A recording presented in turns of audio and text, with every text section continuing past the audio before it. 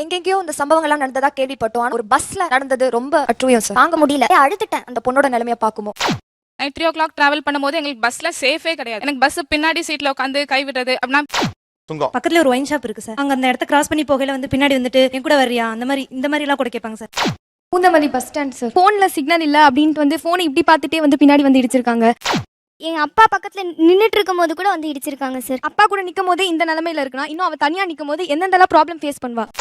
Shawl மாட்டின்றது சைக்கிள்ல shawl வந்து ஜஸ்ட் டைப் பண்ணிட்டு இருக்கேன். பர்சன் வாஸ் லைக் சைக்கிள் வந்துட்டு he showing us private part. ரொம்ப ஷாக் ஆயிடுது எனக்கு. ஒரு ஆதங்கம், வெறுப்பு, ஆண்களை பார்த்தாலே எங்களுக்கு ஏற்பட்டு ஒரு வெறுப்பு, ஆதங்கம், ஏதாச்சும் பண்ணணும். நம்ம ஊர்ல எந்தெந்த இடமெல்லாம் பாதுகாப்பு இல்லாமல் இருப்பதாக நீங்கள் நினைக்கிறீர்கள்? சொல்றேன், மக்களுக்காக சொல்றேன். திருவண்ணாமலை பஸ் ஸ்டாண்ட்ல சார் ஆஃப்டர் 6 o'clockலாம் வந்து நம்மளால நிக்கவே முடியாதுங்க. நல்லா ஓட்டுவாங்க, டீஸ் பண்ணுவாங்க, ஃபாலோ பண்ணுவாங்க. பிள்ளைங்களா பிறந்த நாங்க இதெல்லாம் அனுபவிச்சுக்கிட்டு தான் இருக்கோம். நார்த்லாம் வந்து 3 days மேல வந்து டிராவல் பண்ணுவாங்கல்ல சார். அந்த ட்ரெயின்ல கேர்ள்ஸ்லாம் வந்து டிராவல் அலோன்லாம் டிராவல் பண்றப்ப ட்ரூவாவே நான் சொல்றேன் அவங்க ரொம்ப நிறைய ப்ராப்ளம் வந்து ஃபேஸ் பண்றாங்க. நைட் 3 o'clock டிராவல் பண்ணும்போது எங்களுக்கு பஸ்ல சேஃபே கிடையாது. எனக்கு பஸ் பின்னாடி சீட்ல உட்காந்து கை விடுறது அப்படின்னா பஸ்ல போறப்போ மேல வந்து விழுவாங்க. நாங்க தள்ளி தள்ளி போனாலும் பக்கத்திலே உரசி தான் நிப்பானுங்க. பக்கத்துல இன்ஃபார்ம் பண்ணா கூட எங்களுக்கு சேஃப் கிடையாது. அவங்க சொல்லுவாங்க நீங்க கொஞ்சம் அட்ஜஸ்ட் பண்ணி உட்காருங்கம்மா அப்படின்னு சொல்லி சொல்லுவாங்க. ரூம்ல அவன் படுற கஷ்டத்தை பார்த்தா ரொம்ப பாவமா இருக்குப்பா. வேளாச்சேரி மெயின் பஸ் ஸ்டாண்ட்ல ஒரு ஆள் வந்து குடிச்சிட்டு வந்து என்கிட்ட கொஞ்சம் மோசமான வார்த்தைகள் அது மாதிரி பேசினாங்க. அந்த பரதேசி மட்டும் என் கையில கிடைச்சா. கோயம்புத்தூர்ல சுங்கம்ங்கிற ஒரு ஏரியா சுங்கம். பக்கத்துல ஒரு ஒயின் ஷாப் இருக்கு சார். அங்க அந்த இடத்த கிராஸ் பண்ணி போகையில வந்து பின்னாடி வந்துட்டு என் கூட வரியா அந்த மாதிரி பேட் வேர்ட்ஸ் யூஸ் பண்ணி இந்த மாதிரி எல்லாம் கூட கேட்பாங்க சார். கேடு கேட்ட கேரக்டர் ஊடு கட்டி அடிக்கலாம் வாங்கடா. Poonamallee bus stand sir. போன்ல சிக்னல் இல்ல அப்படின்ட்டு வந்து போனை இப்படி பார்த்துட்டே வந்து பின்னாடி வந்து இடிச்சிருக்காங்க. பொறுக்கினாங்க மேல வந்து விழுறாங்க. எங்க அப்பா பக்கத்துல நின்னுட்டு இருக்கும் போது கூட வந்து இடிச்சிருக்காங்க சார். அவன் அந்த புடிச்சு மடக்கணும். அப்பா கூட நிக்கும் போது இந்த நிலைமையில இருக்குன்னா இன்னும் அவ தனியா நிக்கும் போது எந்தெந்தெல்லாம் ப்ராப்ளம் ஃபேஸ் பண்ணுவா. நினைச்சால நெஞ்சு பதல். நான் பாண்டிச்சேரியில இருந்து பஸ் பிடிச்சு கடலூர் போனோம். பஸ்ல ஏறவே முடியாது சார். எல்லாமே ட்ரிங்க் பண்ணிட்டு தான் இருப்பாங்க.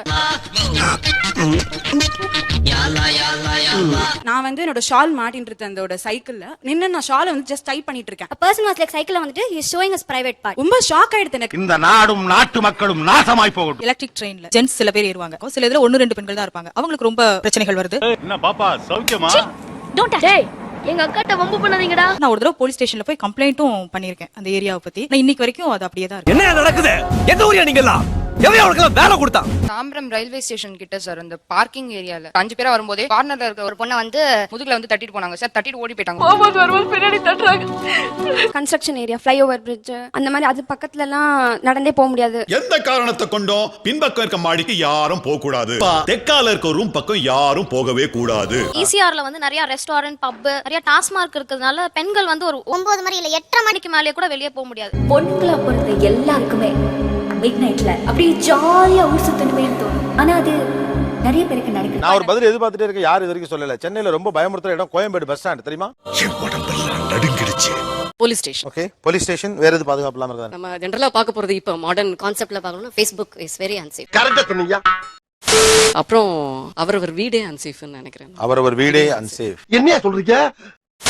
அண்ட் ஆண்களினுடைய மனம் பொதுவா அன்சேஃபா இருக்குன்னு நினைக்கிறேன். உங்க பிள்ளைங்க கிட்ட டெய்லி உட்கார்ந்து ஒரு 5 நிமிஷம் பேசுங்க. ஒரு விருப்பம் இல்லாத பொண்ணை தொடர்றது உங்க அம்மாவை தொடர மாதிரிதான். 10 மணிக்கு மேல காஷியஸா இருக்கணும். 11 மணிக்கு மேல அந்த இடத்துல இல்லாம இருக்கிறது நல்லது.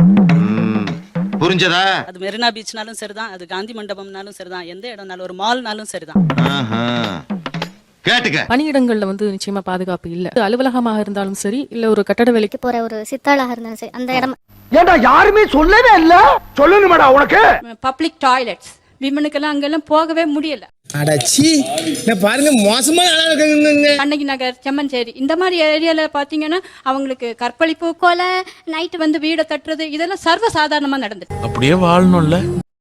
கவர்மெண்ட் நகரத்தை வந்து அழகுமயமாக்கணும்னு மக்களை தூக்கி எங்கேயோ கொண்டு போடுறாங்க. ஆனா அங்க வந்து பெண்களுக்கு எந்த பாதுகாப்பும் கிடையாது. ஆக்சுவலா இந்த ஷோவை பார்த்துட்டு இருக்கவங்களுக்கு ஆரம்பத்திலே கொஞ்சம் ஷாக்கிங்கா இருக்கலாம்.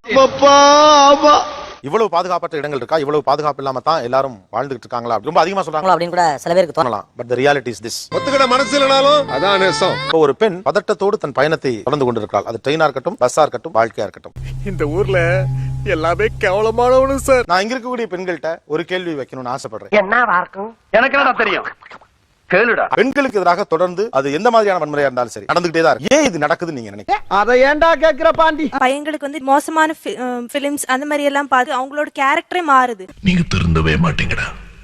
சின்ன பையங்கள்ல இருந்து வயசானவங்க வரைக்கும் அது மாதிரி பாக்காங்க. அவங்க கொஞ்சம் வயலண்டாவும் பர்வர்ட்டாவும் மாறாங்கன்னு சொல்றீங்க. ஆமா, இவனுங்க எல்லாம் ஆம்பளை திமிர் பிடிச்ச பொம்பளை மவனுங்க.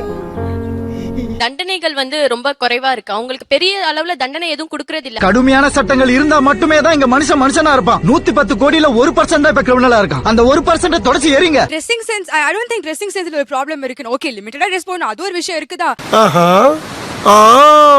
3 வயசு பொண்ணுங்களா ரேப் பண்றாங்க. அது அந்த பொண்ணு என்ன ட்ரெஸ் போட்டுருக்கு, அது என்ன பாக்குறதுக்கு அவங்களுக்கு ஃபீல் ஆகுது, ரேப் பண்றதுக்கு அவள. எவ்வளவு கேவலமான பிறவிங்க இல்ல நம்ம. ஒரு விஷயம் ஒரு பொண்ணுக்கு எதிராக நடக்குதுன்னா அந்த பொண்ணு அந்த டைம்ல அங்க போனா அந்த பொண்ணு அந்த மாதிரி ஒரு ட்ரெஸ் போட்டிருந்தா she deserves itங்கிற மாதிரி அதை கொண்டு போயிடுவாங்க. எனக்கு பிடிச்ச ட்ரெஸ் போட்டது அவ்வளவு பெரிய தப்பாமா? ஆமாடி, தப்புதாண்டி. இந்த ட்ரெஸ் போட்டு போனது தப்புதான். நிர்பயா கேஸார் பர்టిక్యులர் குற்றவாளி இருக்கார் இல்லையா, அவர் வந்து இதுக்கு முன்னாடி நிறைய தடவை செஞ்சிருந்திருக்கலாம் இந்த மாதிரி விஷயங்கள். ஆனா அது எல்லாமே வெளியில வரல. ஏன் வெளியில வரலன்னா நம்ம சம்பந்தப்பட்டவங்க கம்ப்ளைண்ட் கொடுக்கல. கம்ப்ளைண்ட் கொடுக்காததுக்கு காரணம் எங்க அதை வெளில சொன்னா ஊர் நம்மள எப்படி பார்க்கும், சுத்தி இருக்கவங்க நம்மள பத்தி எப்படி பேசுவாங்கிறதுக்கு பயந்துதான். ஈவ்டீஸ் பண்ணும்போது தனியா ஒருத்தங்க பண்றதுக்கும் குரூப்பா தனியா அந்த பையன் ஒழுங்கா தான் வருவான் போகும். ஆனா குரூப்பா சேர்ந்தாச்சு அப்படின்னா அவங்களுக்கு ஒரு பலம் வந்துருது. ஆனா இது கரெக்டா இருக்காது. நீங்க என்ன பண்ணீங்க, என்ன கிளந்து விட்டுருங்க. இந்த 1 நூற்றாண்டு காலமாக பெண்ணோட கல்வி வேலை வாய்ப்பு அதிகரித்திருக்கு. பெண் படிச்சு வேலைக்கு வந்ததுனால உன் வேலை போயிடுச்சு. உன்னுடைய வேலையில்லா திண்டாட்டத்துக்கு பெண் படித்து வேலைக்கு வந்ததுதான் காரணம். இதெல்லாம் ஒரு காரணம். யாராவது மொட்டை அடிச்சிட்டு வந்தா அவன் தலையில தபேலா வாசிப்பிக்கும். டவுன் பஸ்ல லேடிஸ் சீட்டு கொடுங்கன்னு சொல்லும்போது அவங்களுக்கு வரக்கூடிய கோபம். இப்ப இவங்க ஒண்ணும் பஸ்ல சீட்டுக்கு அலையறவங்க கிடையாது. சீட்டே காலியா இருந்தாலும் தொங்கிட்டு வருவாங்க. சீட்டு தான் இருக்குது, உட்கார வேண்டியதாயா. முழங்கால் சத்தம் தான் உட்காருவான். நாங்க எல்லாம் கருஞ்சிருத்த எப்பயுமே கன் மாதிரி நிப்போம். ஒரு மொழிக்குன்னு ஒரு சமூகம் இருக்கு, சாதிக்குன்னு ஒரு சமூகம் இருக்கு, மதத்துக்குன்னு ஒரு சமூகம் இருக்கு. ஆனா பெண் தனி ஆளா இருக்கிறா. நீங்க உருவாக்குன ஜாதியில மதத்துல தான் நாங்க வாழ்றோம். நாங்க எப்படி இருக்கணும் இருக்க கூடாதுன்னு பழக்கப்படுத்துனது நீங்க. முந்தைய தலைமுறை ஆண்கள் வந்து அவர் காதலை நான் மறுத்தேன்னா அவர் தாடியோடு அலைவார்.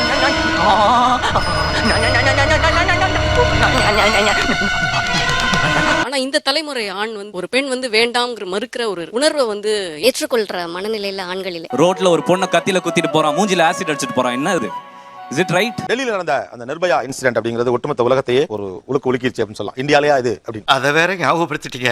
நெஞ்சமெல்லாம் பொண்ணு அறக்கு தம்பி. ஒரு கேள்வி கேட்கணும்னு நினைக்கிறேன். இந்த நிர்பயா இன்சிடென்ட் உங்களிடம் உங்கள் வீடுகளில் என்ன தாக்கத்தை ஏற்படுத்தும்? இவ்வளவு நாளா என் மனசுக்குள்ள இருக்க விஷயத்தை யாருக்கிட்டயாச்சும் சொல்லணும்னு நினைச்சேன். உங்ககிட்டயே சொல்றேன், உட்கார் ப்ளீஸ். ஃபர்ஸ்ட் எங்க வீட்ல வந்து வெளியே விடுவாங்க. ஆனா இப்போ வந்து வெளியே விடணும்னாலே ஒரு பயம் வருது. அவங்க எல்லாம் பரவாயில்லனா உன்னெல்லாம் பார்த்தாதான் ரொம்ப பயமாகுது. கோபம் எடுத்த உடனே ஒரு கோபம், ஆதங்கம்.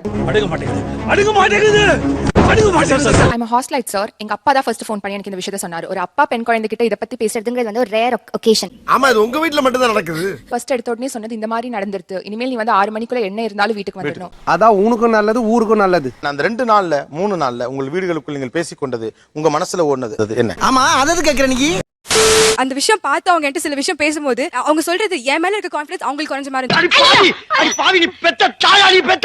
சென்னையில அவ்வளவு தூரம் தள்ளி இருக்க, பயமா இருக்கு, நீ வீட்டுக்கு வந்துரு அப்படின்ற மாதிரி பயம் எல்லாம் வர ஆரம்பிச்சிருச்சு. தாங்க மாட்டீங்கடா, மனசுக்குள்ள போட்டு அழுத்திக்கிட்டு இருக்கேனே. அதை கேட்ட உடனே எனக்கு அப்படியே கை கால்லாம் நடுங்க ஆரம்பிச்சிருச்சு. இவ்ளோ கொடூரமா கூட பெண்களை வந்து ட்ரீட் பண்ணுவாங்களா? பெண்ணை விட ஆன பலமா படிச்சதுக்கு காரணமே நாம அவங்களுக்கு பாதுகாப்பா இருக்கணுங்கிறதுக்காக தான், பலவந்தப்படுத்துறதுக்கு இல்ல. நான் வந்து பிரைவேட் ஹாஸ்டல்ல ஸ்டே பண்ணிருக்கேன். எங்களுக்குள்ள பேசிக்கிட்டது எல்லாருடைய கண்களை பார்த்தாலே அப்படியே நாங்க போய் அடிச்சிடுவோம். எவ்வளவு நாள் பொறுத்துட்டு இருக்கு?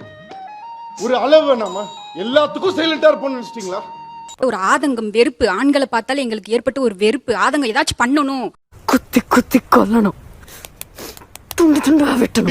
எங்கெங்கயோ இந்த சம்பவங்கள்லாம் நடந்ததா கேள்விப்பட்டோம். ஆனா ஒரு பஸ்ல நடந்தது ரொம்ப அட்ரூயம் சார். தாங்க முடியல, அழுதுட்டேன் அந்த பொண்ணோட நிலைமைய பாக்கும்போது. ரொம்ப வேலையா இருக்கு. உனக்கு வந்து எனக்கெல்லாம் மாறுறப்பே வந்து மாத்திரை ஓட்டிருக்கு நைட்டு. உங்களுக்கு அந்த மாதிரி ஆச்சுன்னா நம்ம எப்படி அதை ஃபேஸ் பண்ண போறோம் அப்படின்ற ஒரு பயம் தான் பெருசா வந்து. உங்களுக்கு ஹராஸ்மென்ட் நடந்துச்சுன்னா தப்பு உங்க மேல இல்ல. டிவில போட்ட உடனே நம்ம அப்பா இவ்வளவு ரெஸ்ட்ரிக்ஷன் வைக்கிறது வந்து நம்மளுக்கு நல்லதுக்கு தான். அப்பதான் realize the values of my parents. அப்ப புரியல, இப்ப புரியுது.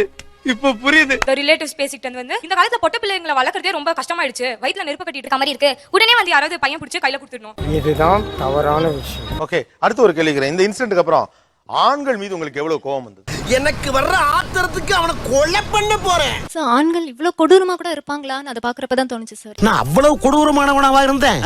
சேச்சே. கூட இருக்க பசங்க ஃப்ரெண்ட்லியா இருந்தவங்க மேல அந்த நம்பிக்கை கூட குறைஞ்சிச்சு சார். இதுக்கெல்லாம் யார் காரணம் தெரியுமா? இவங்க வந்து நம்ம சரியான பார்வையில தான் பாக்குறாங்களா இல்ல இவனுக்கும் இந்த மாதிரி பின்னாடி எண்ணங்கள் வருமா? நம்ம அம்மாவை பார்க்கும்போது நம்மளுக்கு ஃபீல் ஆல, ஒரு பொண்ணுனா என்னன்னு நம்ம மனைவியை பார்க்கும்போது நம்மளுக்கு ஃபீல் ஆல, நம்ம தங்கச்சியை பார்க்கும்போது நம்மளுக்கு ஃபீல் ஆல. இன்சிடென்ட்டோட டீடைல்ஸ் படிக்க அந்த பொண்ணை வந்துட்டு ஒரு உயிருள்ள பிராணியா பார்க்காம ஒரு ஆப்ஜெக்ட்டா அவங்க பாத்திருக்காங்க. அந்த ஆத்மாக்குன்னு ஒரு ஆசை இருக்கு, கனவு இருக்கு, வாழ்க்கை இருக்கு. அந்த வாழ்க்கையை அது வாழ்றதுக்கு நம்ம சப்போர்ட் பண்ணணும். அந்த மாதிரி இருக்கிறவங்க பத்தி நம்ம நினைக்கும் போது ஒரு ரிப்பல்ஷன், ஒரு ரிவல்சிவ் ஆட்டிட்யூட், ஒரு வாமிட்டிங் சென்சேஷன் தான் வருது. உங்களோட கேவலமான ஜென்மம் இந்த நாட்டுல இருக்க முடியுமான்னு எனக்கு தெரியல. ஆனா அதுக்காக நான் எல்லாரையும் அப்படி சொல்லல. Because most of my male friends தான் Facebookல வந்துட்டு நீ வந்துட்டியா சேஃபா இருக்க இனிமேல் தனியா எங்கேயும் போகாத. அந்த இன்சிடென்ட் நடந்த 2 வாரத்துல வந்துட்டு நிறைய காப்பி காட் குட்டி இன்சிடென்ட்ஸ் நடந்துட்டே தான் இருந்தது. இந்தியாவுல ஒவ்வொரு 22 நிமிஷத்துக்கும் ஒரு பெண் கற்பழிக்கப்படுறா. சர்வே சொல்லுது. ஆம்பளையா பிறந்த அத்தனை பேரும் தலகுனியணும். எனக்கு அது கேள்விப்பட்டனே ஃபர்ஸ்ட் ஃபீலிங் எனக்கு வந்தது. I just felt like cutting off his masculinity. I just felt that. Seriously, I felt that. உங்களின் மேல் கை வைத்தால் வெட்ட வேண்டியது விரல்களை அல்ல, தலையை. என்ன தண்டனை கொடுக்கலாம்? பெண்களுக்கு எதிரான பாலியல் வன்முறையில் ஈடுபடுபவருக்கு என்ன தண்டனை கொடுக்கலாம்? உன் கையில அவன் மாட்டான், என்னையா பண்ணுவேன்? உங்க பாயிண்ட் ஆஃப் வியூல Shooting order is not a thing, sir. Shooting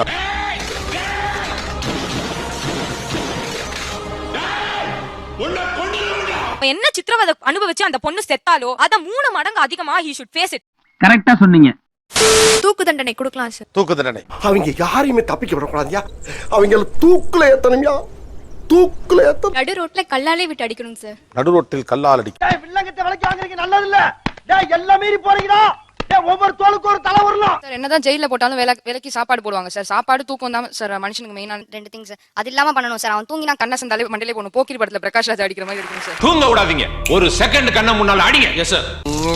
தூங்காதடா, தூங்காதடா செல்லம், தூங்காத, தூங்க. தூக்கு தண்டனையை எத்தனை பேர் இங்க ஆதரிக்கிறீர்கள்? எவ்ரிபாடி. குறிப்பிட்ட வழக்குல வந்து ஒரு பெண்ணை நோக்கி அந்த எதிர்த்தரப்பு வக்கீல் கேட்ட கேள்வி என்ன தெரியுமா? நீங்கள் உச்சக்கட்டத்தை அடைந்தீர்களா அப்படின்னு ஒரு பாலியல் வன்முறைக்கு ஆளாக்கப்பட்ட பெண்ணு கிட்ட கேக்குறாங்க. அது வந்து 2ஆம் முறை அவளை பாலியல் வன்முறை செய்வதற்கு சமம். என்ன கொடுமை சரவணன். அந்த பொண்ணு வந்து அதுக்கு என்ன அர்த்தம்னே தெரியாம, அதுக்கு ஒரு கிராமத்து பொண்ணு, அவ வந்து ஆமான்னு சொல்லிட்டா. அதை வச்சு அந்த வழக்கே மாறி போகுது. ரொம்ப கஷ்டம், ரொம்ப கஷ்டம். ஆபத்தானவர்கள் இவர்கள். ஒரு சென்டென்ஸ் மட்டும் நான் சொல்ல விரும்புறேன். நம்ம வந்து நம்ம நாட்டுல பொதுவா இப்ப இந்த இஷ்யூஸ் எல்லாம் பேசும்போது we are more concerned about the accused and his safety than the victim and her safety. அது ரொம்ப வருத்தமா இருக்கு சார், ரொம்ப கேவலமா இருக்கு. தோத்துக்கிட்டே இருக்கீங்க. அனைவருக்கும் கோபிநாத்தின் நெஞ்சார்ந்த நன்றிகள். மீண்டும் இன்னொரு சந்தர்ப்பத்தில் பேசுவோம். அப்பனே சூரிய பகவானே, கவர்மெண்ட் வேலை கிடைக்கிற வரைக்கும் இந்த செல்போன் வியாபாரத்தை பண்ணி பகுத்த கலவலாம் இருக்கான். இந்த நடமாடும் வியாபாரத்தை கூடயே நடந்து வந்து நீ உதவணும் பா கடவுளே.